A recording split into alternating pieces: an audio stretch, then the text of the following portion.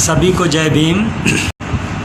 महाकारुणिक तथागत बुद्ध, बोधिसत्व परम पूज्य डॉक्टर बाबा साहब अम्बेडकर और सभी संतों को, गुरुओं को, महामानवों को, महापुरुषों को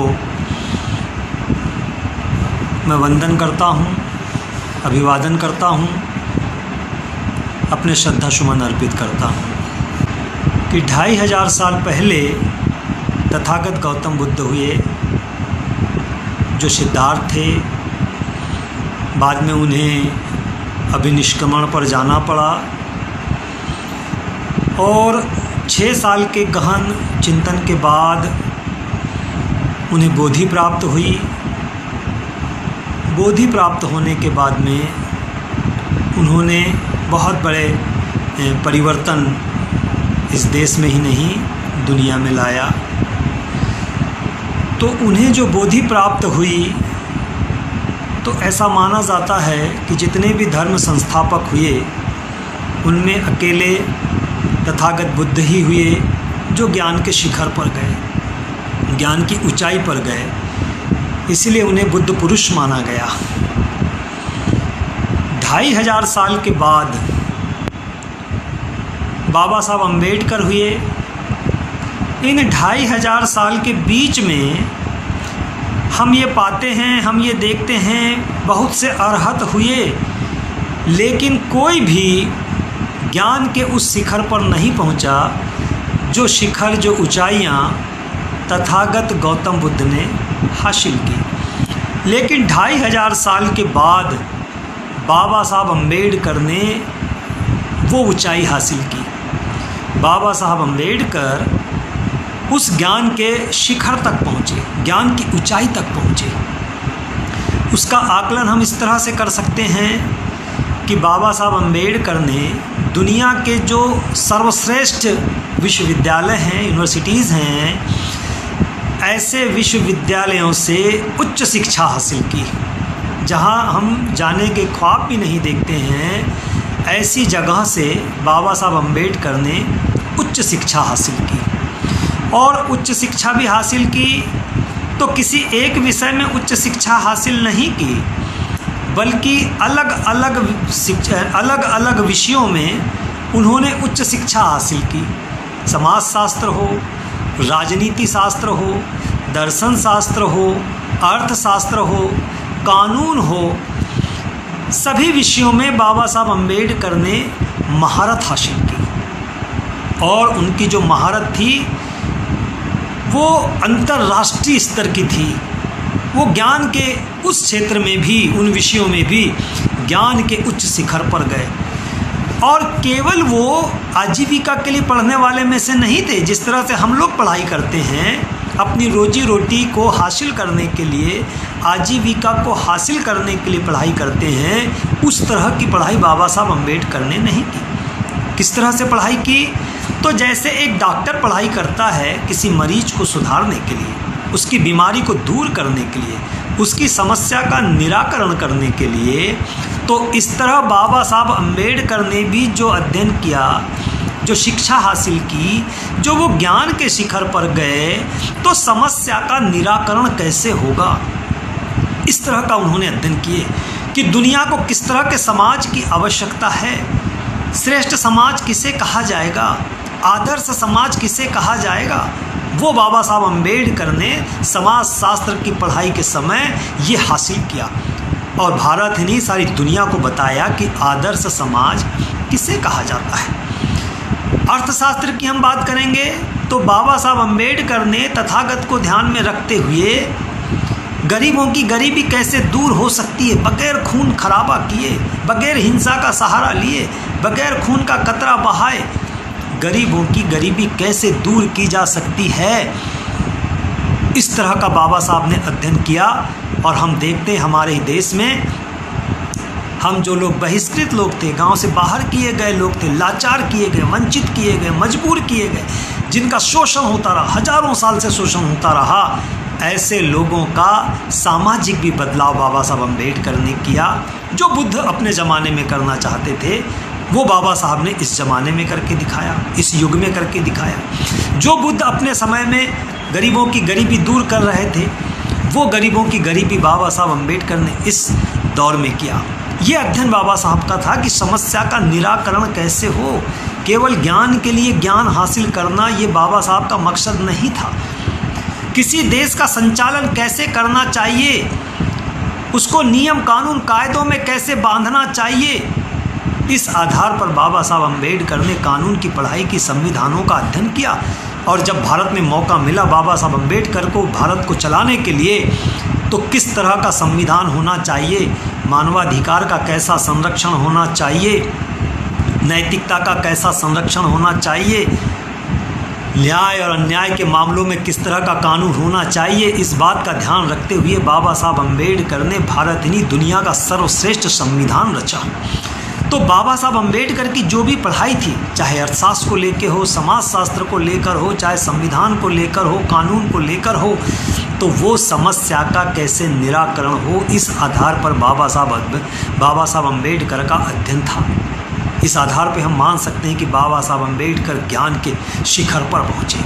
इतना ही नहीं, जो भी समाज सुधारक हुए, तथागत गौतम बुद्ध को हम देखते हैं, तो गौतम बुद्ध क्या थे, तथागत क्या थे, कौन थे, उनका जीवन क्या था, उनका दर्शन क्या था, उनका तत्वज्ञान क्या था, उनका आंदोलन क्या था, उनकी क्रांति क्या थी, इसका बाबा साहब अम्बेडकर ने गहन अध्ययन किया।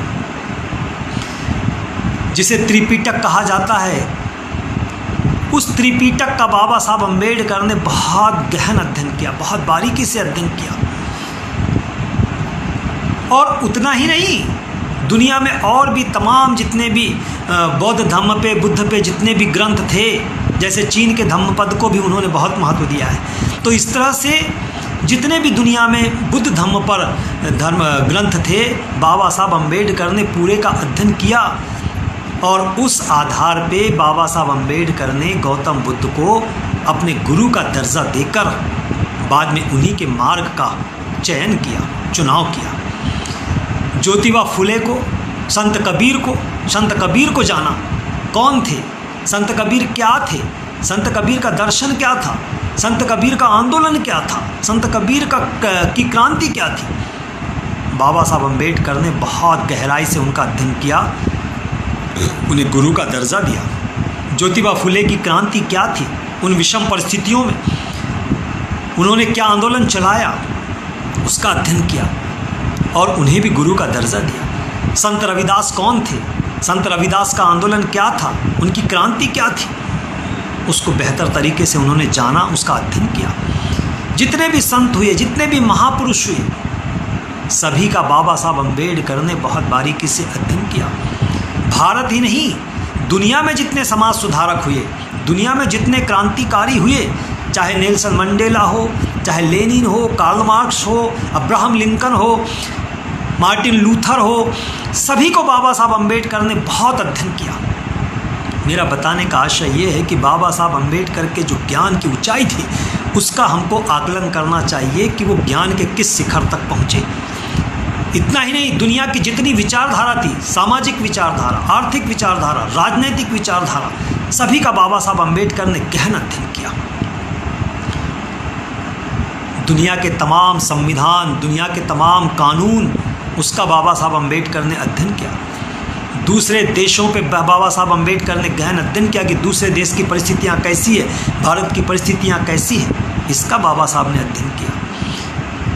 1935 में बाबा साहब अम्बेडकर ने येवला में, जो नासिक ज़िले में है, वहाँ पर एक घोषणा की कि मैं हिंदू धर्म में अब नहीं रहूँगा।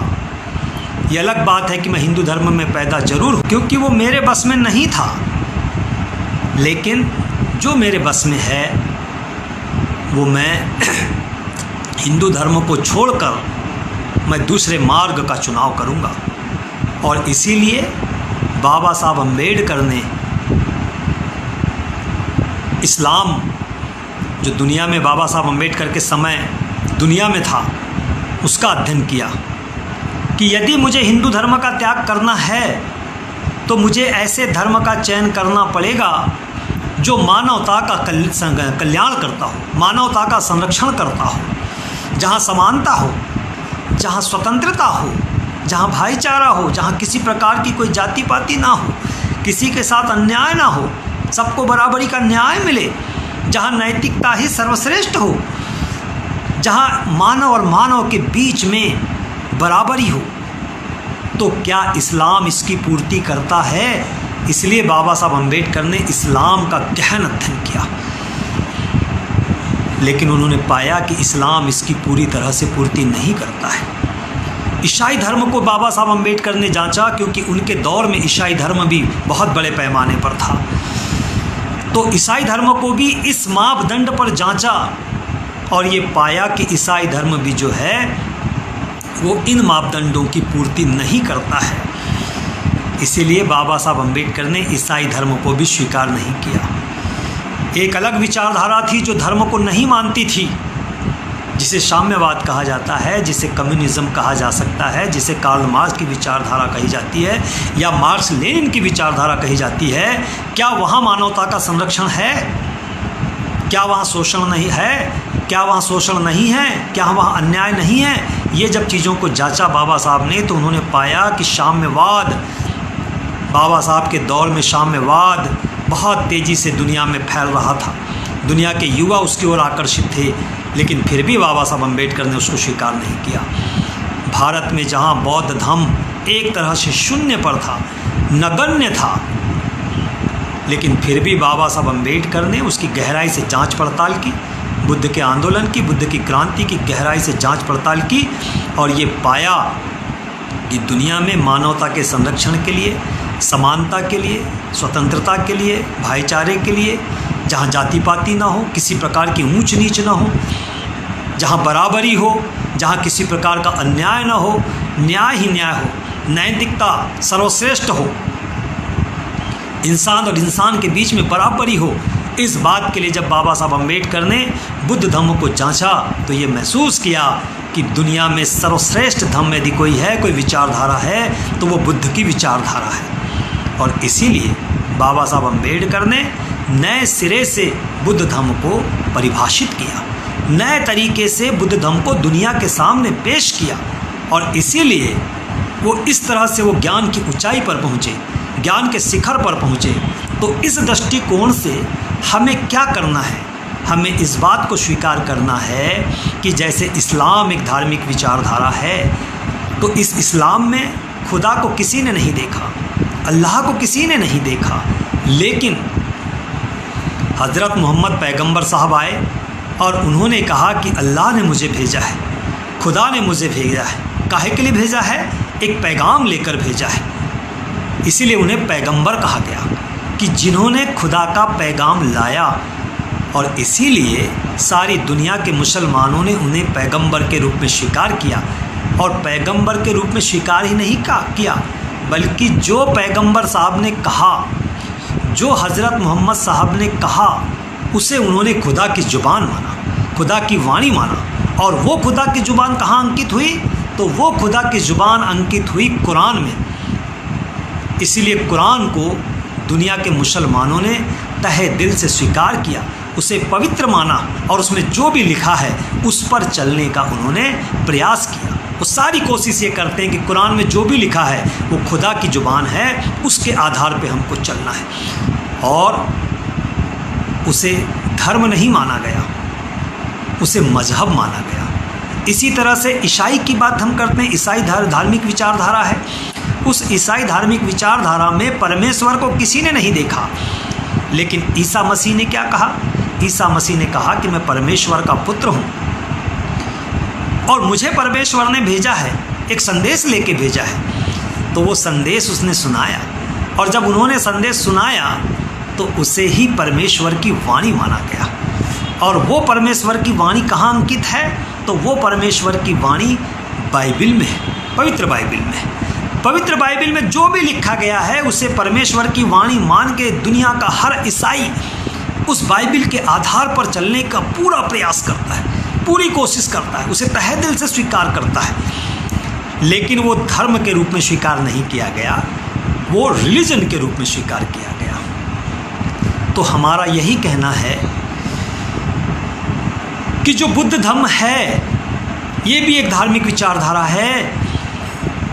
तो ये जो धार्मिक विचारधारा है जिसे हम धम्म कहते हैं, इसको बाबा साहब अम्बेडकर ने नए सिरे से परिभाषित किया है, इसकी नई तरीके से व्याख्या की है। तो वो आज के इस दौर के बुद्ध धम्म के नए व्याख्याकार हैं, नए पैगंबर हैं। उन्हें हमें पैगंबर के रूप में स्वीकार करना है, और पैगंबर के रूप में यदि स्वीकार करते हैं, और अकेले इस देश के बुद्धिस्टों का नहीं, पूरी दुनिया के बुद्धिस्ट, चाहे वो चीन के हों, जापान के हों, इंग्लैंड अमेरिका के हों, थाईलैंड म्यांमार के हों, बर्मा के हों, सभी को ये स्वीकार करना है कि बाबा साहब अम्बेडकर ही बुद्ध के सही पैगंबर हैं। और इसीलिए जो बाबा साहब अम्बेडकर ने लिखा है, जो बाबा साहब अम्बेडकर ने कहा है, वही बुद्ध वचन है। इस रूप में हमें उसे स्वीकार करना चाहिए। तो ये बाबा साहब अम्बेडकर ने कहाँ लिखा है? तो ये बाबा साहब अम्बेडकर ने बुद्ध और उनके धम्म में लिखा है। क्यों लिखा बाबा साहब अम्बेडकर ने?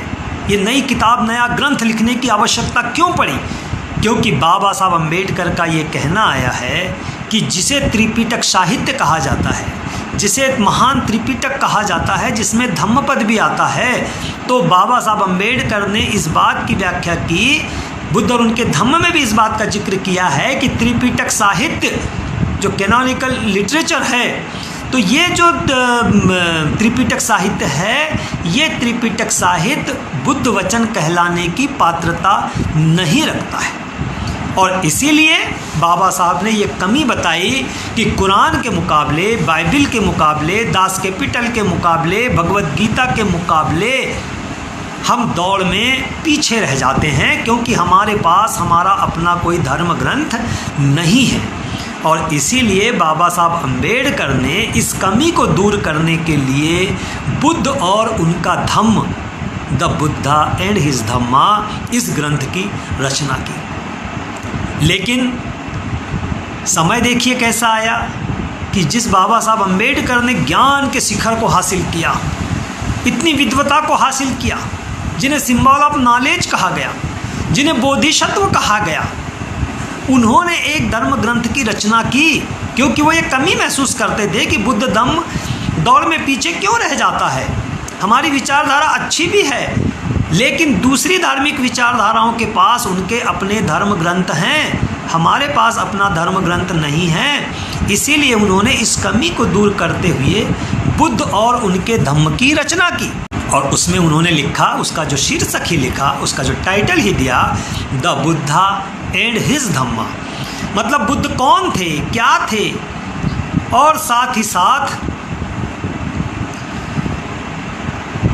बुद्ध का धम्म क्या था, इस बात को बाबा साहब अम्बेडकर ने उस ग्रंथ में लिखा। लेकिन आज भारत के जो बुद्धिस्ट हैं वो भ्रम की स्थिति में जी रहे हैं, वो डिसाइड ही नहीं कर पा रहे हैं, वो ये तय नहीं कर पा रहे हैं कि वास्तव में हमारा धर्म ग्रंथ कौन सा है। और इस वजह से जो सम्मान कुरान को मिला, जो सम्मान बाइबिल को मिला, या जो सम्मान हिंदुओं के बीच में गीता को मिलता है, वो दुनिया के बुद्धिस्टों के बीच में बुद्ध और उनके धम्म को जो सम्मान मिलना चाहिए था, वो सम्मान आज तक नहीं मिल पाया है। और इसीलिए हम थोड़े बहुत कुछ लोग जो हैं वो तो स्वीकार करते हैं, लेकिन इतना बड़ा महान ग्रंथ जिसे इंग्लैंड तक जाना था, अमेरिका तक जाना था, थाईलैंड तक जाना था, म्यांमार तक जाना था, चीन जापान तक जाना था, श्रीलंका भूटान तक जाना था, वो भारत के बाहर जा ही नहीं पाया है। और यदि गया भी है तो हम ये महसूस करते हैं कि उसका कहीं कोई असर नहीं है, कहीं कोई प्रभाव नहीं है, इतने महान ग्रंथ का कहीं कोई प्रभाव नहीं है।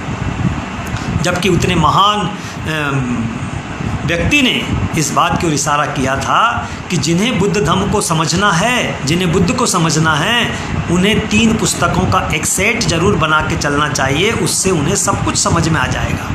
द बुद्धा एंड हिज धम्मा, प्राचीन भारत में क्रांति और प्रतिक्रांति, बुद्धा और कार्ल मार्क्स, ये 3 किताबों के बारे में बाबा साहब अम्बेडकर ने कहा। लेकिन हमारे अपने ही लोग इन किताबों को उतना महत्व नहीं देते हैं।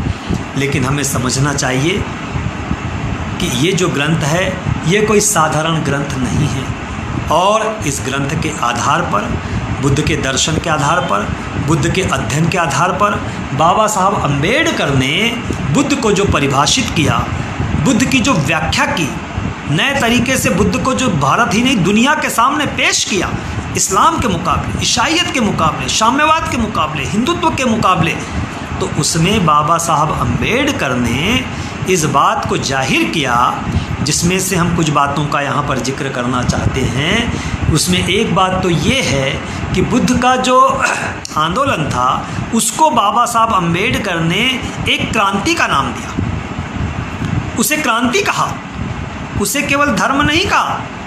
जो धम्म माना गया तो बाबा साहब अम्बेडकर ने कहा ये जो बौद्ध धम्म है ये एक क्रांति है।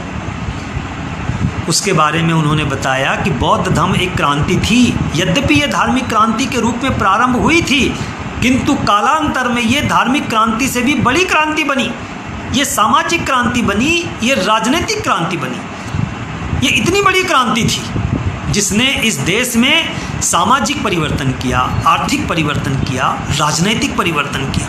इतनी महान क्रांति थी, और इसीलिए बाबा साहब अम्बेडकर ने वो ग्रंथ भी लिखा, क्रांति और प्रतिक्रांति। प्राचीन भारत में क्रांति और प्रतिक्रांति, उसके आधार पर बाबा साहब अम्बेडकर ने ये बताया कि बुद्ध की क्रांति के पहले जो व्यवस्था थी, जो सामाजिक व्यवस्था थी, जो सामाजिक संरचना थी, वो बहुत ही असमानता पर खड़ी थी, जिसके आधार पर इस देश का जो बहुसंख्यक समाज है, बहुजन समाज है, उसका शोषण होता था, और हर क्षेत्र में शोषण होता था। सामाजिक स्तर पर शोषण होता था, आर्थिक स्तर पर शोषण होता था, राजनीतिक स्तर पर शोषण होता था। इतना ज़्यादा शोषण था और ये बहुत भयंकर शोषण था। तो उस असमानता के खिलाफ, उस ब्राह्मणवाद के खिलाफ बुद्ध ने एक क्रांति को खड़ा किया, और उस क्रांति के कारण इस देश में सामाजिक बदलाव हुए, सामाजिक परिवर्तन हुआ। बुद्ध ने जो कार्य किया वो समाज के नव निर्माण का कार्य किया, रिकंस्ट्रक्शन ऑफ द सोसाइटी। नए तरीके से समाज का वो निर्माण करना चाहते थे, एक आदर्श समाज खड़ा करना चाहते थे। वो आदर्श समाज किस बात पे खड़ा होगा?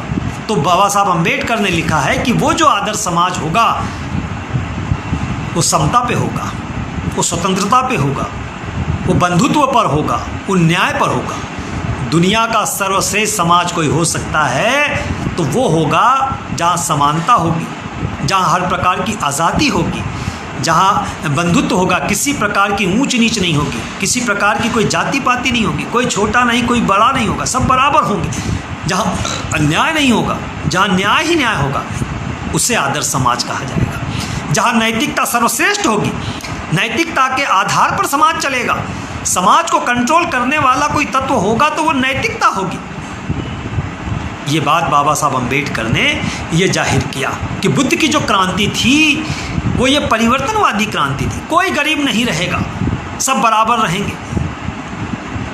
ये आर्थिक समानता की लड़ाई, ये आर्थिक समानता की क्रांति बुद्ध की क्रांति थी। बंधुत्व की क्रांति थी, किसी प्रकार की कोई जाति पाति नहीं होगी, कोई वर्णाश्रम नहीं होगा, कोई ऊंच नीच नहीं होगा, कोई ब्राह्मण नहीं होगा, कोई क्षत्रिय नहीं होगा, कोई वैश्य नहीं होगा, कोई शूद्र नहीं होगा। मानव एक समान होंगे, और नैतिकता के नियम सभी के लिए बराबर होंगे। ये बाबा साहब अम्बेडकर ने बुद्ध की क्रांति को इस तरह से परिभाषित किया, बुद्ध की क्रांति को इस तरह से समझाया जहाँ पर सब बराबर होंगे। और इसलिए उन्होंने वो किताब भी लिखी, क्रांति और प्रतिक्रांति। तो आज के दौर में हमें उस क्रांति और प्रतिक्रांति को पढ़ना और समझना बहुत ज़रूरी है, क्योंकि हम प्रतिक्रांति के दौर से गुजर रहे हैं। आज प्रतिक्रांति जो है वो अपनी सफलता की ओर बढ़ती जा रही है। जो ब्राह्मणवादी प्रतिक्रांति है, काउंटर रिवॉल्यूशन है, ये सफलता की ओर बढ़ रही है। राजनीतिक रूप से भी बहुत आगे जा चुकी है, सामाजिक बदलाव बहुत तेज़ी से हो रहा है, आर्थिक बदलाव बहुत तेज़ी से हो रहा है। पैसे वाले लोग पैसे वाले बनते जा रहे हैं, और जो बहुजन समाज है वो गरीब बनता जा रहा है, वो गरीब बनता जा रहा है, उसका शोषण जारी है। तो ये प्रतिक्रांति बहुत तेज़ी से सफल होती जा रही है। इसलिए प्रतिक्रांति को समझना, बुद्ध की क्रांति को समझना, ये आज की आवश्यकता है। क्योंकि यदि हमने इन विचारों को खारिज कर दिया या नहीं समझने की कोशिश किया तो आज नहीं तो कल प्रतिक्रांति सफल हो जाएगी। और यदि सफल हो गई तो ये समझ लीजिए कि हमारे हाथ से जो कुछ हमें हासिल हुआ है, जैसे बुद्ध के बाद जब राजनीतिक सफलता हमें हासिल हुई, सम्राट अशोक जो महान सम्राट इस देश में शासक बना, और बुद्ध धम्म के हिसाब से, बुद्ध धम्म के आधार पर उसने धम्म शासन स्थापित किया, कल्याणकारी राज्य स्थापित किया, मानव का कल्याण किया, तो उस शासन का बाद में पुष्यमित्र शुंग ने खात्मा किया। जो उनके वंशज थे बृहद्रथ, उसकी हत्या करके खुद शासक बना, ब्राह्मणवाद को पुनर्जीवित किया, पुनर्स्थापित किया, और एक नए कानून को उन्होंने जन्म दिया जिसे मनुस्मृति कहा जाता है। और उस मनुस्मृति के आधार पर जिन लोगों ने उस क्रांति को सहयोग दिया, जो लोग उस क्रांति के सहयोगी रहे, जो बुद्धिस्ट बने, ऐसे लोगों को अपमानित होना पड़ा, उनको बहिष्कृत किया गया, उन्हें समाज से बाहर किया गया, उन्हें गांव से बाहर किया गया, वो बहिष्कृत हुआ। और उसका इतना शोषण हुआ, इतना शोषण हुआ, इतना शोषण हुआ कि वो लाचार हो गया। उसे गले में हंडी बांधना पड़ा, उसे कमर में झाड़ू बांधना पड़ा, इतना वो अछूत कहलाया। लेकिन 2500 साल बाद बाबा साहब अम्बेडकर आए। उसके बाद में बाबा साहब अम्बेडकर ने बुद्ध की क्रांति को, सारे महापुरुषों की क्रांति को समग्र रूप से अध्ययन करके नए सिरे से पुनर्स्थापित किया। और बाबा साहब अम्बेडकर को जो मौका मिला, तो उस मौके के आधार पर बाबा साहब अम्बेडकर ने धर्म ग्रंथ तो दिया ही दिया, लेकिन धर्म ग्रंथ की तरह ही जब बाबा साहब अम्बेडकर को ये मौका मिला कि राष्ट्र को कैसे चलाना है, राष्ट्र के नीति नियम कैसे होना चाहिए, बाबा साहब अम्बेडकर को जब इस देश का संविधान लिखने का मौका मिला, कानून लिखने का मौका मिला, तो बाबा साहब अम्बेडकर ने उसमें भी किस बात का ध्यान रखा? उसमें भी उन्होंने इस बात का ध्यान रखा कि जो पुराने रीति रिवाज हैं, जो पुराने कानून कायदे हैं, जो शोषण पर लिखे गए थे, जो अंधविश्वास हैं, जो आडंबर हैं, ये सारी चीज़ों का बाबा साहब अम्बेडकर ने कानून के माध्यम से, संविधान के माध्यम से जब उनको मौका मिला तो उस पर लगाम लगा दिया। कोई उसका इस्तेमाल नहीं कर सकता। हिंदू कोड बिल लाकर बाबा साहब अम्बेडकर ने हजारों साल से जो महिलाओं का शोषण हो रहा था, उससे उन्होंने उसको मुक्ति दिलाई। बाल विवाह पर रोक लगाई। अंतरजातीय विवाह को बाबा साहब अम्बेडकर ने संवैधानिक मान्यता दिया, कानूनन मान्यता दिया।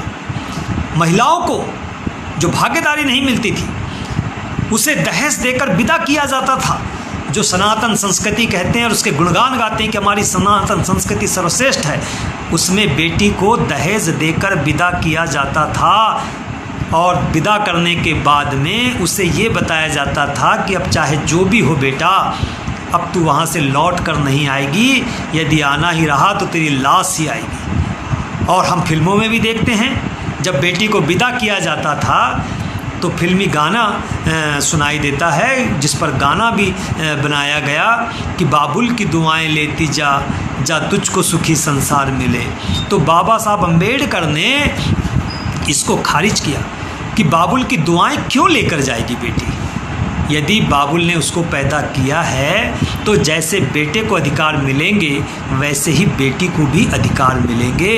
और इसीलिए संपत्ति के मामले में बाबा साहब अम्बेडकर ने जितना अधिकार बेटे का होगा उतना ही अधिकार बेटी का होगा, ये कानून बनाया।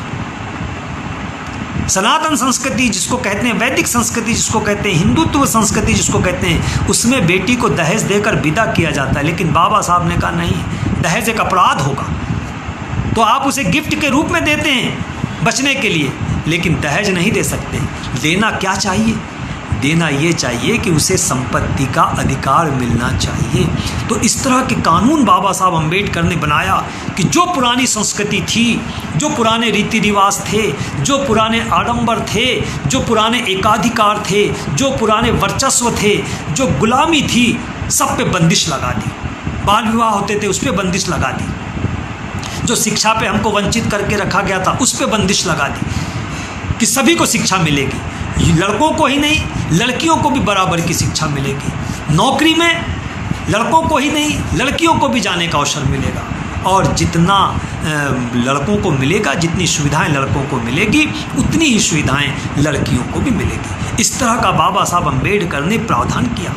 और इतना ही नहीं, देश को किस तरह से चलाना है, देश को किस तरह से कानून की ज़रूरत है, देश का संचालन कैसे होगा, नैतिकता सबके लिए कैसे बराबर होगी, नैतिकता का पालन सबको कैसे करना पड़ेगा, इस बात का भी बाबा साहब अम्बेडकर ने ध्यान रखा। कोई जमींदार नहीं होगा, कोई राजा नहीं होगा, कोई पुरोहित नहीं होगा, कोई शंकराचार्य नहीं होगा, कोई गरीब नहीं होगा, कोई मजदूर नहीं होगा, कोई किसान नहीं होगा, कोई गांव का नहीं होगा, कोई शहर का नहीं होगा, सब बराबर होंगे। हम भारत के लोग, we the people of India. ये कानून बाबा साहब अम्बेडकर ने बनाया। इतना ही नहीं, बाबा साहब अम्बेडकर ने इस बात का भी ध्यान रखा कि जो हजारों साल से वंचित समाज है, जिनका एक अलग अलग वर्ग बना, एक शेड्यूल कास्ट बना, शेड्यूल ट्राइब बना, अदर बैकवर्ड क्लासेस बना, माइनॉरिटी क्लासेस भी रही थी यहाँ पर, उनका भी बाबा साहब अम्बेडकर ने ध्यान रखा। सबको ये अधिकार दिए गए, सामाजिक रूप से अधिकार दिए गए, शैक्षणिक रूप से अधिकार दिए गए, आर्थिक रूप से अधिकार दिए गए, संरक्षण के अधिकार दिए गए कानून के माध्यम से। और मानवता का कैसे संरक्षण होगा, मानवाधिकार का कैसे संरक्षण होगा, इस बात का बाबा साहब अम्बेडकर ने विशेष ध्यान रखा। ऐसा माना जाता है कि दुनिया में जितने भी संविधान हैं, दुनिया में जितने भी कानून हैं, उसमें मानवाधिकार को लेकर सबसे सर्वोत्कृष्ट यदि कोई संविधान है तो वो भारत का संविधान है। क्यों यहाँ पर मानवता की सबसे ज़्यादा ज़रूरत है? बुद्ध को मानवता का संरक्षक क्यों कहा जाता है? क्योंकि मानवता का सबसे ज़्यादा शोषण इस देश में हुआ है। ब्राह्मणवादी व्यवस्था ने इस तरह की व्यवस्था बना के रखी थी, ऐसा जाल बुन के रखा था कि जहाँ पर मानवता का शोषण ही शोषण होता रहेगा, शोषण ही शोषण होता रहेगा। इसलिए मानव एक समान बुद्ध के आंदोलन को कहा जाता है। उसी बात को बाबा साहब अम्बेडकर ने भी ध्यान रखा और इसीलिए अलग अलग वर्गों को सामाजिक रूप से आगे बढ़ने के लिए, आर्थिक रूप से आगे बढ़ने के लिए राजनैतिक भागीदारी मिलना चाहिए। और राजनीतिक भागीदारी ही नहीं मिलना चाहिए बल्कि वो कौम इस देश का शासक बन सकती है, इस बात का भी बाबा साहब अम्बेडकर ने ध्यान रखा। लेकिन साथ ही साथ 1949 में उन्होंने एक चेतावनी भी दी इस देश की जनता को, हमारे लोगों को, कि केवल जय जयकार से काम नहीं चलेगा, पूजा पाठ से काम नहीं चलेगा, पूजा वंदना से काम नहीं चलने वाला है। ये देश अलग तरह का देश है। केवल राजनैतिक सफलताओं से काम नहीं चलेगा, राजनैतिक भागीदारी से काम नहीं चलेगा, केवल सत्ता में आ जाने से काम नहीं चलेगा। बाबा साहब अम्बेडकर ने कहा कि 26 जनवरी 1950 से हम विरोधाभास की ज़िंदगी में प्रवेश करने जा रहे हैं, जहां राजनीति में तो समानता होगी लेकिन हमारे सामाजिक और आर्थिक जीवन में असमानता होगी। यदि हमने इस सामाजिक समानता को हासिल नहीं किया, आर्थिक समानता को हमने हासिल नहीं किया, तो राजनैतिक उपलब्धियां भी खत्म हो जाएगी। जाति को बाबा साहब अम्बेडकर ने सबसे बड़ा दुश्मन माना। जाति व्यवस्था को बाबा साहब अम्बेडकर ने शैतान की संज्ञा दी।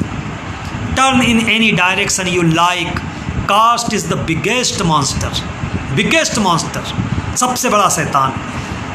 कोई भी आंदोलन आप खड़ा करने की कोशिश कर लें, यदि आपने जाति नाम के शैतान को ख़त्म करने की कोशिश नहीं की तो आपका कोई भी आंदोलन कामयाब होने वाला नहीं है, सफल होने वाला नहीं है। इसीलिए 1949 में उन्होंने 26 नवंबर 1949 को कहा कि यदि हमने सामाजिक समानता, आर्थिक समानता हासिल नहीं की तो राजनैतिक समानता का भी अंत हो जाएगा। जो लोकतंत्र हमको मिला है वो भी खत्म हो जाएगा। और ख़त्म कौन करेगा?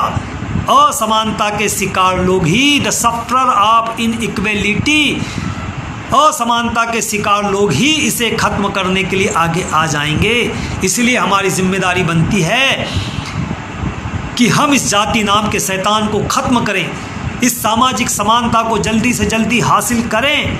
और उसी के लिए बाबा साहब अम्बेडकर ने 14 अक्टूबर 1956 को बौद्ध धर्म को अंगीकार किया, जहाँ पर किसी प्रकार की कोई जाति नहीं होती, जहाँ पर किसी प्रकार की ऊंच नीच नहीं होती, जहाँ पर किसी प्रकार का कोई असमानता नहीं होती, ताकि जो हम अलग अलग जाति में बटे हुए लोग हैं, बाबा साहब की कांति से प्रभावित होकर, बाबा साहब के आंदोलन से प्रभावित होकर हम बुद्ध धर्म को ग्रहण करें। और बुद्ध धर्म को ग्रहण करने के बाद हमारे पुराने संस्कार, पुराने रीति रिवाज, पुरानी नाम, पुराने पहचान, जो भी चीज़ है हम उसको खत्म करें।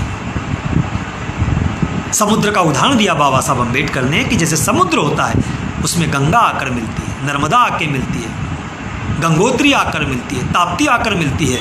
लेकिन बाबा साहब ने बताया कि गंगा कितनी भी पवित्र होगी, गंगा का कुछ भी नाम होगा, लेकिन जब समुद्र में जाती है तो सारा सब कुछ अंत कर लेती है, सब कुछ खत्म कर लेती है, नाम खत्म कर लेती है, संस्कार खत्म कर लेती है, अपनी पवित्रता खत्म कर लेती है और वहाँ जाके समुद्र में विलीन हो जाती है। जैसे समुद्र का पानी खारा होता है, गंगा का पानी भी खारा हो जाता है, नर्मदा भी जाती है, जो भी नदी जाती है। तो इसी तरह से बुद्ध धर्म दिया बाबा साहब अम्बेडकर ने कि हम जो छोटी छोटी जातियों में बटे हुए लोग हैं, बुद्ध धर्म में आकर अपने सारे पुराने नाम बदल लें, पुरानी संस्कृति बदल लें, पुराने रीति रिवाज बदल लें, जो भी ऊंच नीच की भावना है, जो भी असमानता की भावना है, वो सबको दूर करें। और जैसे मुसलमान कुरान के आधार पर जीवन जीता है, जैसे कि ईसाई बाइबिल के आधार पर जीवन जीता है, इस तरह से हम बाबा साहब अम्बेडकर ने जो भी ग्रंथ लिखे हैं, चाहे बुद्ध और उनका धम्म हो, चाहे और भी ग्रंथ हों, उसके आधार पर, चाहे हमारा देश का संविधान हो, उसके आधार पर जीवन जीने की हम कोशिश करें। लेकिन अधिकारों के मामले में तो हम बड़े जागरूक होते हैं, लेकिन बाबा साहब अम्बेडकर ने कहा पढ़ा लिखा आदमी अपने कर्तव्यों के प्रति बड़ा उदासीन होता है। हमारे धम्म ग्रंथ में क्या लिखा है, हमारे संविधान में क्या लिखा है, हम तारीफ करते हैं, हम जय जयकार करते हैं कि हमारा संविधान सर्वश्रेष्ठ है, लेकिन जिसका पालन करना है तो क्या ब्राह्मणवादी लोग उसका हूबहू पालन करेंगे? नहीं करेंगे। तो उसके लिए चाहे कितना भी त्याग करना हो, चाहे कितनी भी बड़ी कुर्बानी देनी हो, उसका पालन करने की जिम्मेदारी हमारी है। लेकिन क्या हम अपनी बेटी को बराबरी का यदि हिस्सा देना है तो क्या हम देते हैं? हम नहीं देते। प्रतिशत निकाला जाए तो अम्बेडकरवादी समाज, बुद्धिस्ट समाज अपनी बेटी को दहेज देकर ही विदा करता है। संपत्ति में बराबरी का यदि उसको बंटवारा देना है तो वो नहीं देता है। ये कितनी बड़ी विडंबना है। वो अपने आप को कितना भी बड़ा अम्बेडकरवादी कहेगा, बड़े बड़े अधिकारी हैं जो कानून को जानते हैं, बड़े बड़े मजिस्ट्रेट हैं, आईएएस हैं, आईपीएस हैं, वो भी अपनी बेटी को दहेज देकर विदा करते हैं, लेकिन संपत्ति में बराबरी का हिस्सा वो नहीं देते। ऐसी बहुत सी बातें हैं जिनके आधार पर हम ये कह सकते हैं कि हमने अपने धम्म ग्रंथ को अभी अंगीकार नहीं किया है, हमने अपने संविधान को सही तरीके से अंगीकार नहीं किया है। हम प्रस्तावना की दुहाई करते हैं, हम अपने बच्चों को कंठस्थ कराते हैं कि बेटा प्रस्तावना याद करो, प्रस्तावना याद करो। उसमें आखिरी में लाइन आता है कि अंगीकृत किया। क्या हमने अंगीकृत किया है? हम ब्राह्मणवादियों से अपेक्षा करते हैं कि वो अंगीकृत करेगा। वो क्यों करेगा? वो तो इसे ख़त्म करने की कोशिश करेगा। अंगीकार किसे करना है? इस देश के बुद्धिस्टों को करना है, इस देश के अम्बेडकरवादियों को करना है, ताकि ये जब करेगा और जब उसका संविधान श्रेष्ठता की ओर जाएगा तो आदिवासी भी अंगीकार करेगा, ओबीसी भी अंगीकार करेगा, माइनॉरिटी कम्युनिटीज़ भी अंगीकार करेंगी और मजबूर होकर जो उच्च वर्ग के लोग हैं उन्हें भी अंगीकार करना पड़ेगा। और जब संपूर्ण राष्ट्र अंगीकार करेगा तो ये समझ के चलिए कि हमारा संविधान दुनिया में सर्वश्रेष्ठ कहलाएगा। भ्रष्टाचार की हम बात करते हैं, यदि प्रतिशत निकाला जाए कि कितने अम्बेडकरवादी, कितने बुद्धिस्ट हैं जो ईमानदार हैं, चाहे नौकरियों में हो, चाहे राजनीति में हो, तो ये उभर कर आता है कि संविधान कहता है कि भ्रष्टाचार अपराध है, लेकिन हमने नैतिकता को स्वीकार किया ही नहीं, अपने संविधान को अंगीकार किया ही नहीं। लेकिन हमको ये सोचना है कि प्रतिक्रांति बहुत तेज़ी से आगे बढ़ रही है, तो ऐसे समय अपनी उस क्रांति को मजबूत करने के लिए, श्रेष्ठता के शिखर पर जाने के लिए क्रांति को समझना, प्रतिक्रांति को समझना, बुद्ध की क्रांति क्या थी, फिर बुद्ध की क्रांति को बाबा साहब अम्बेडकर ने पुनर्स्थापित कैसे किया, पुनर्जीवित कैसे किया, छोटी छोटी बातों की जानकारी कैसे रखी, ये समझना बहुत ज़रूरी है। और बाबा साहब के बाद हम कांसीराम जी का भी दौर देखते हैं, कांसीराम जी का भी युग देखते हैं। उसमें क्या देखते हैं कि कांसीराम साहब ने भी बाबा साहब अम्बेडकर को बहुत सही तरीके से जांचा, बहुत सही तरीके से बाबा साहब अम्बेडकर को पहचाना कि बाबा साहब अम्बेडकर किस तरह से परिवर्तन लाना चाहते थे, बाबा साहब अम्बेडकर किस तरह से इस देश में सामाजिक परिवर्तन करना चाहते थे, बाबा साहब अम्बेडकर बुद्ध की तरह ही किस तरह से आर्थिक परिवर्तन करना चाहते थे, बुद्ध की तरह ही बाबा साहब अम्बेडकर कैसा इस देश में राजनीतिक बदलाव करके वंचित समाज को इस देश का शासक वर्ग बनाना चाहते थे। सारी बातों का कांसीराम साहब ने भी अध्ययन किया, सूक्ष्म परीक्षण किया, नौकरी से त्यागपत्र देकर कसम खाया कि अब मेरा कोई परिवार नहीं रहेगा, स्वतंत्र हूँगा मैं, फुल टाइम वर्कर, फ्री, और किसी प्रकार की कोई संपत्ति नहीं होगी, मेरा कोई बैंक में अकाउंट भी नहीं होगा। ये बात 2500 साल पहले बुद्ध ने रखा था अपने भिक्षु संघ के लिए। बाबा साहब अम्बेडकर ने बुद्ध और उनके धम्म में इस बात को समझाया है कि परिवार से भिक्षु को क्यों दूर रखा गया था, ताकि वो 24 घंटे फ्री रह सके, स्वतंत्र रह सके कार्य करने के लिए। संपत्ति से दूर क्यों रखा था बुद्ध ने अपने भिक्षुओं को, ताकि वो निष्पक्ष रह सके, किसी के प्रति पक्षपात ना हो सके। इसीलिए बुद्ध ने उसे संपत्ति से दूर रखा था। इस मापदंड को स्वीकार कांसीराम साहब ने किया। समाज को कैसा नेतृत्व चाहिए, ये कांसीराम साहब ने नेतृत्व दिया। बाबा साहब की क्रांति को आगे बढ़ाने के लिए, बाबा साहब की क्रांति को फिर से शिखर पर पहुंचाने के लिए। और बाबा साहब अम्बेडकर कहते थे कि जिस समाज की राजनैतिक जड़ें, नॉन पॉलिटिकल रूट्स मजबूत नहीं होती हैं, वो समाज कभी भी मजबूत नहीं होता है। ब्राह्मणों के संदर्भ में बाबा साहब अम्बेडकर ने कहा कि हजारों साल से ब्राह्मण वर्ग इतना कामयाब वर्ग क्यों रहा है, इसलिए रहा है क्योंकि वो भले ही शासक वर्ग नहीं भी रहा, लेकिन उसका शासक वर्ग पे प्रभावकारी नियंत्रण रहा, कंट्रोलिंग इन्फ्लुएंस रहा। और इसीलिए ब्राह्मण समाज जो है वो मुट्ठी भर है, छोटी तादाद में है, उसके बावजूद भी वो कामयाब रहा। तो इसीलिए बाबा साहब अम्बेडकर ने कहा कि गैर राजनीतिक जड़ें भी मजबूत होना चाहिए अपनी राजनीतिक सफलताओं के लिए। इस बात को ध्यान में रखते हुए कांसीराम साहब ने, जो बाबा साहब के पुण्य प्रताप से, बाबा साहब के संघर्ष से जो कर्मचारी वर्ग पैदा हुआ, तो अपने समाज के आंदोलन के लिए हमारी गैर राजनीतिक जड़ें मजबूत होना चाहिए।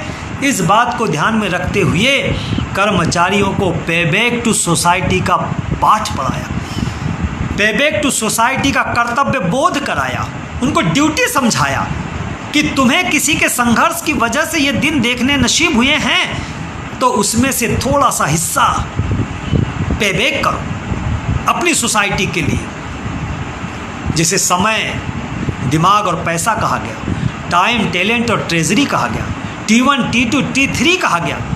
ये कांसीराम साहब ने एक वैज्ञानिक दृष्टिकोण के साथ में बाबा साहब की बातों को समाज तक पहुंचाया। समाज ने उसे स्वीकार भी किया। बाबा साहब अम्बेडकर कहते थे कि यदि जाति विहीन समाज का निर्माण नहीं हुआ, जातियां खत्म नहीं हुई, तो आपकी राजनीतिक सफलताएं भी काम नहीं आएंगी। तो कांसीराम साहब ने कहा कि मैं बहुजन समाज बनाने निकला। उन्होंने जो राजनीतिक मंच भी खड़ा किया, उसका नाम भी बहुजन समाज पार्टी। बहुजन समाज बनाना है, बहुजन समाज बनाना है। छोटी छोटी जातियों को माला में पिरोने का काम किया।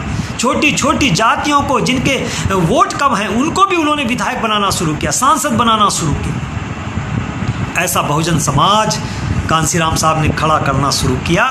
और हमारी आंखों के सामने ही, हमारे जीते जी ही, जो हम कहते थे कि हम विधायक नहीं बन सकते, MLA नहीं बन सकते, MP नहीं बन सकते, कांसीराम साहब ने MLA MP छोड़िए, सरकार बना के दिखाया।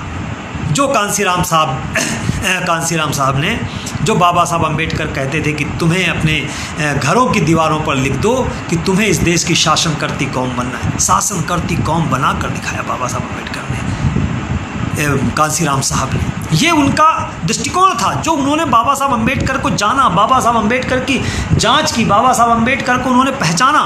कि सत्ता तक कैसे जाया जा सकता है, बहुजन समाज, जातिहीन समाज कैसे बनाया जा सकता है।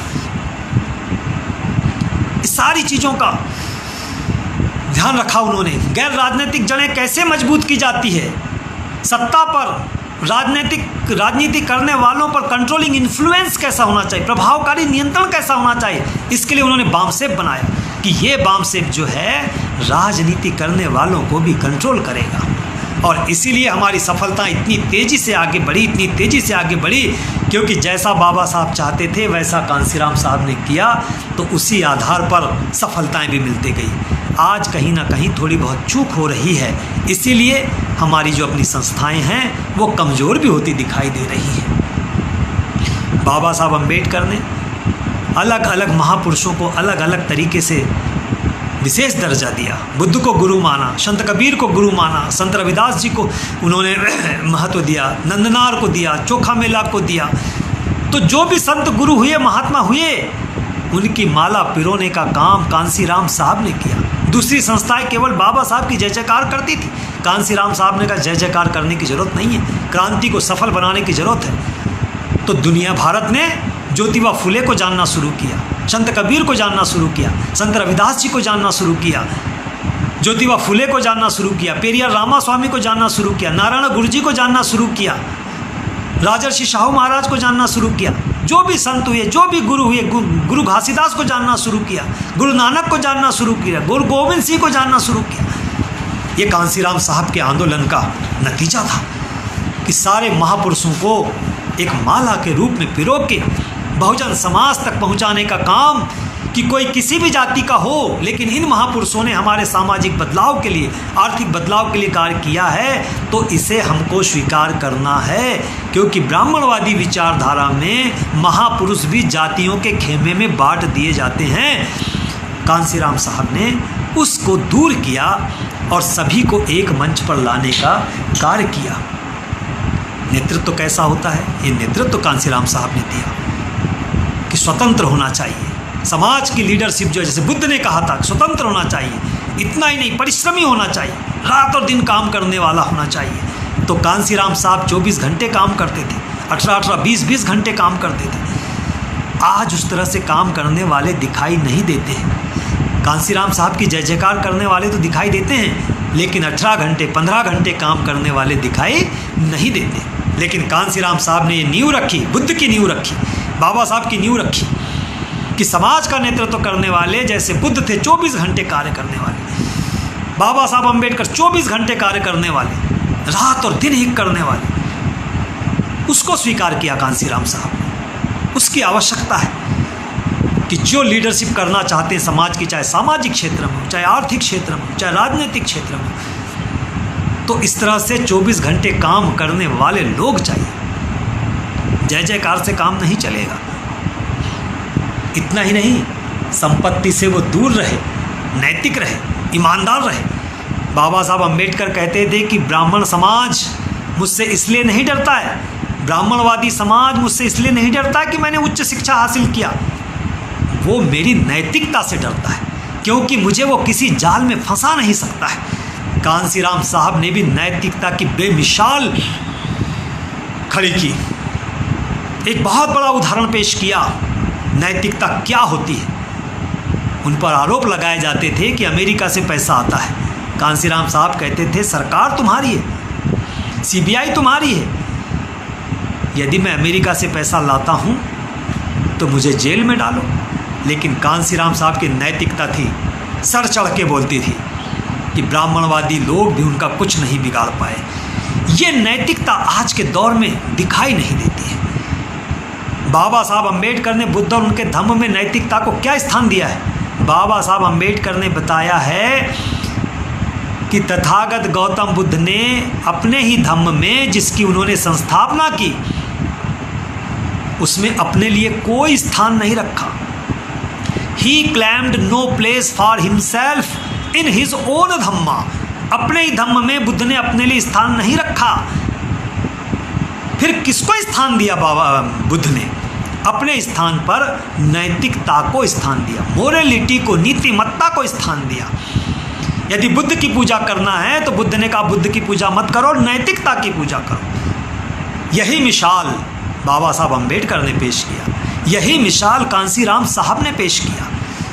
हम उपदेश देने में बहुत माहिर हैं, भाषण देने में बहुत माहिर हैं, घंटों हम बोल सकते हैं, लेकिन नैतिकता का मापदंड जब पूरा करने की बात आती है तो आज हमारी सामाजिक संस्थाएं, धार्मिक संस्थाएं, राजनैतिक संस्थाएं आज पतन की ओर जा रही हैं, क्योंकि नैतिकता को हमने अपना धम्म स्वीकार नहीं किया है, क्योंकि नैतिकता को हमने बुद्ध के बराबर का दर्जा नहीं दिया है, क्योंकि नैतिकता को हमने बाबा साहब के बराबर का दर्जा नहीं दिया है, क्योंकि नैतिकता को हमने कांसीराम साहब के बराबर का दर्जा नहीं दिया है। और इसी का फ़ायदा ब्राह्मणवादी समाज उठा रहा है, इसी का फ़ायदा प्रतिक्रांति उठा रही है, और इसीलिए वो तेज़ी से सफलता की ओर बढ़ रही है। चाहे संविधान भी है, चाहे लोकतंत्र भी है, ये संविधान उनके लिए नहीं आया, ये संविधान हमारे लिए आया, इस देश को आगे बढ़ाने के लिए। ये लोकतंत्र हमारे लिए आया कि हम इस देश में शासक बन के अपने देश को धम्म राज्य की ओर लेकर जाएं, धम्म शासन हम स्थापित करें, कल्याणकारी राज्य स्थापित करें। लेकिन हम पिछड़ते जा रहे हैं, ब्राह्मणवादी समाज आगे बढ़ते जा रहा है। क्यों बढ़ते जा रहा है?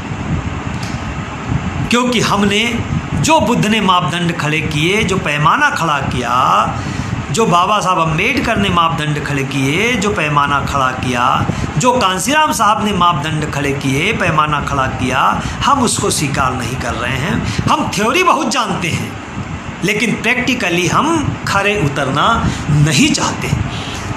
तो हमें ये बात समझना है कि क्रांति क्या है, प्रतिक्रांति क्या है, क्रांति फिर से कैसे हम खड़ी कर सकते हैं।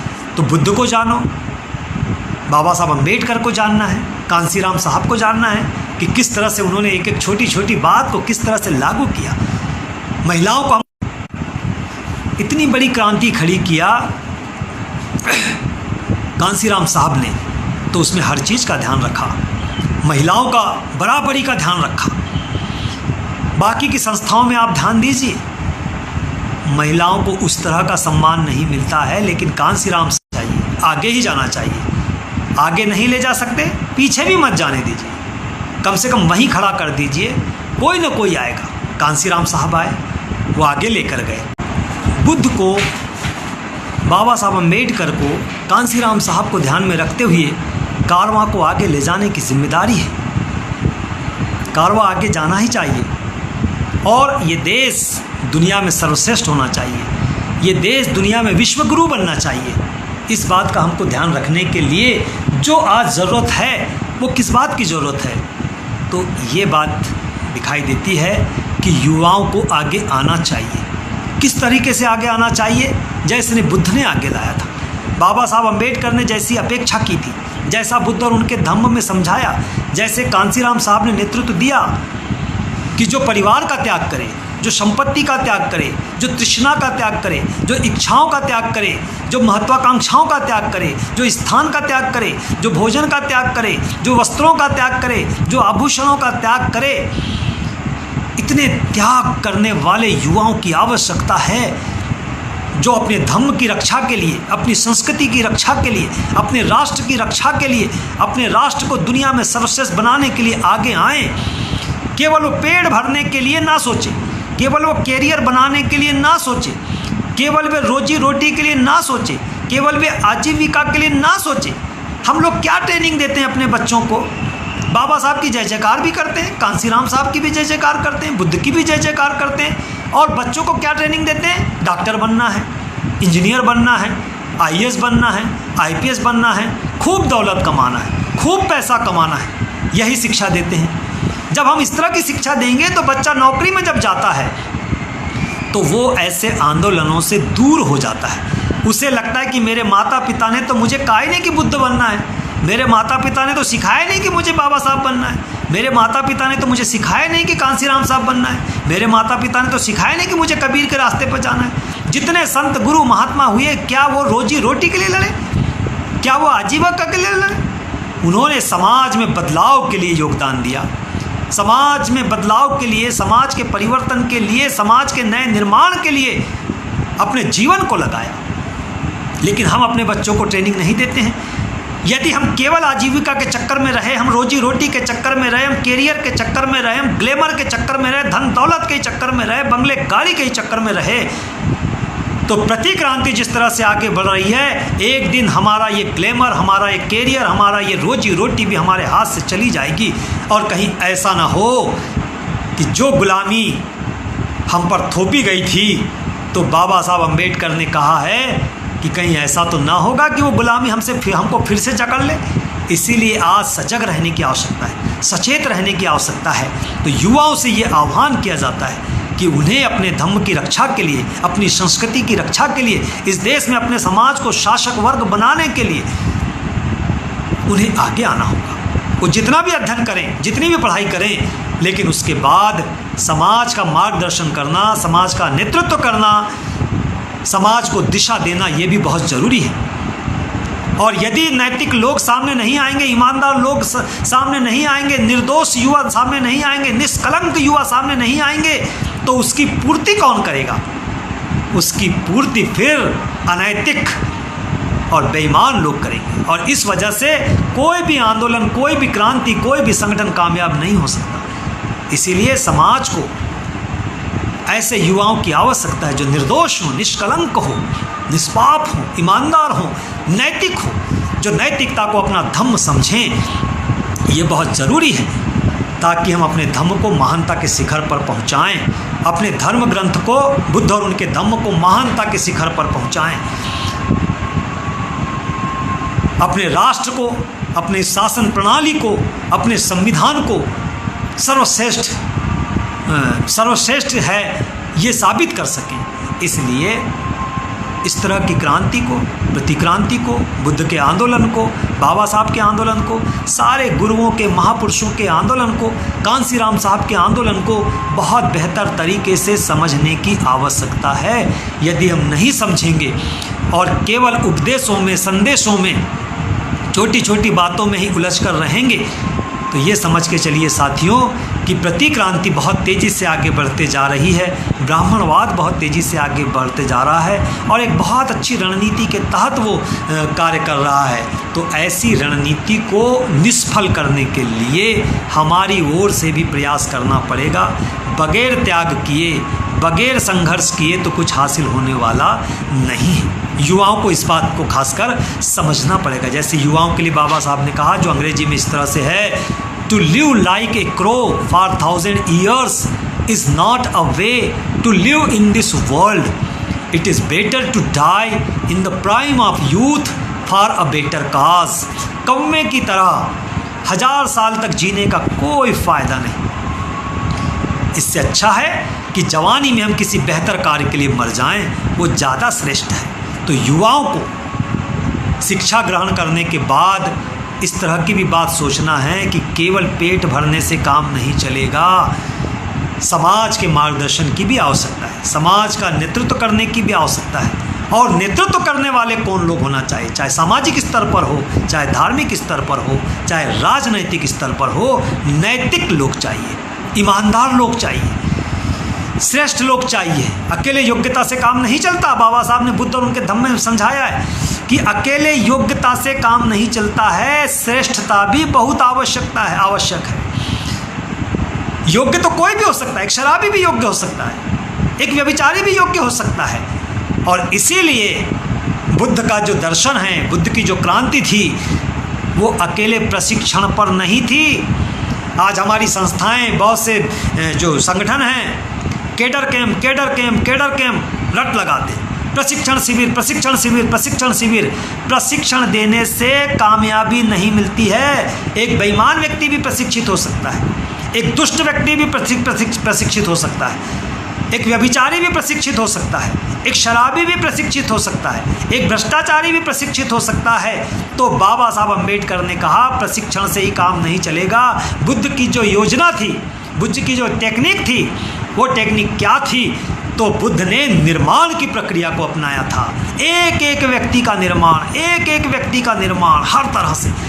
5 साल तक जिसे भिक्खु बनना है, उसे 5 साल तक ट्रेनिंग दी जाएगी, उसका निर्माण किया जाएगा। हर चीज़ का परित्याग, कहीं से कोई भी दोष ना हो। निर्दोष होना चाहिए, ताकि ब्राह्मणवाद किसी भी प्रकार का दोषारोपण ना कर सके, क्योंकि ब्राह्मणवादी व्यवस्था जो है वो दोषारोपण करने में माहिर है। तो दोष मुक्त बनाने के लिए बुद्ध ने निर्माण की प्रक्रिया अपनाई, प्रशिक्षण की प्रक्रिया नहीं अपनाई। इसीलिए आज युवाओं की आवश्यकता है, उनके निर्माण की आवश्यकता है, वो इस दिशा में आए, समाज का नेतृत्व करें, समाज का मार्गदर्शन करें, समाज के सामने टार्च लेकर चले, रास्ता दिखाएं, और फिर ये जो समाज है, ये समाज का जब वो विश्वास जीतें तो हम भी उनके पीछे पीछे चलें, उनका अनुसरण करें, और फिर जैसा बुद्ध परिवर्तन चाहते थे, जैसा ज्योतिबा परिवर्तन चाहते थे, जैसे बाबा साहब परिवर्तन चाहते थे, जैसा कांसीराम साहब परिवर्तन चाहते थे, बदलाव होकर रहेगा, बदलाव हो सकता है। कांसीराम साहब का तो बड़ा मशहूर हुआ, हो शकत है, हो शकत है। हम कहते थे हो नहीं शकत, कांसीराम साहब ने कहा हो सकता है, क्यों नहीं हो सकता है। लेकिन बदलाव लाने वाले लोग, परिवर्तन लाने वाले लोग नैतिक चाहिए, ईमानदार चाहिए, और उन्हीं का समाज पर, सामाजिक संस्थाओं पर, धार्मिक संस्थाओं पर, राजनीतिक संस्थाओं पर कंट्रोलिंग इन्फ्लुएंस होना चाहिए।